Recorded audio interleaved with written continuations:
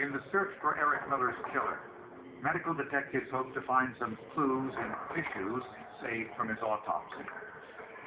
Scientists knew Eric's death was caused by arsenic poisoning, but they needed to find out when and by whom. Arsenic stays in your hair. Obviously, your hair grows, and so the poisonings that occurred earlier are going to be on the end of your hair, and the poisonings that are more recent are going to be towards the scalp. Eric Miller's hair was kept in storage after his autopsy. From the length of Eric's hair, investigators would have a record of the last 6 months of his life. In a process called neutron activation, the hair samples were cut into 5-millimeter sections. Each section represented about 2 weeks in Eric Miller's life. You can't take hair and say this person was poisoned on January 12th, but you can take hair and say this person was poisoned during this 2-week period. Each clipping was put into its own vial, placed in a nuclear reactor, and bombarded with radiation. The resulting graph showed Eric ingested a huge dose of arsenic in the 2 weeks before his death.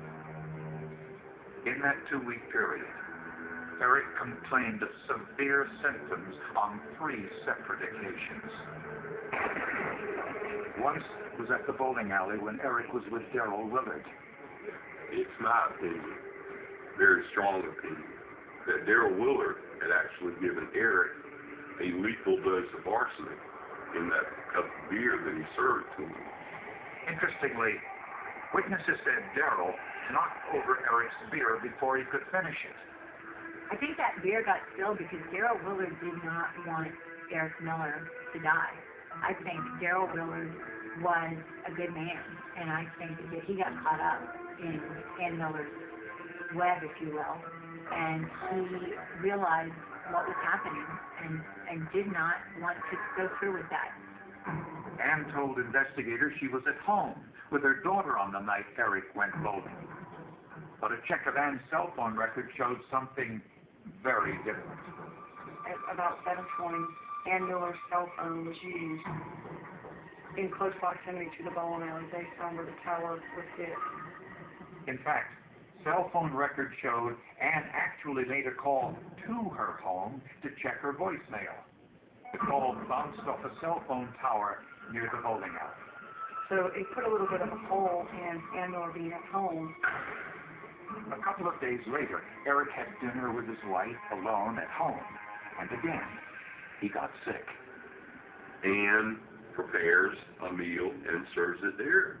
And that night, about 2-3 hours later, Eric has a recurrence of the same symptoms that he had the night of the bowling alley. Again, Eric was rushed to the hospital, but this time he was dead within 16 hours. We had put enough together to say, in all reasonable probability, Ann Miller and Darrell Willard conspired to kill Eric. But the other shocking piece of information that came from the analysis of Eric's hair was that the poisonings had been going on for months. The testing showed that Eric Miller had been poisoned multiple times, and they were able to isolate, I believe, 3 times for certain, but multiple times over the 6-month period previous to his death. But if she wanted him dead, why take so long to do it? There were a lot of theories about this. One was that she was torturing him. The most obvious one that I think investigators kind of settled on was that she wanted to create a pattern of him appearing to be sick. So when he finally did die, nobody would suspect poisoning. But investigators have a problem. They knew what caused Eric's death, and they knew when he was poisoned. But proving who was responsible would be another matter.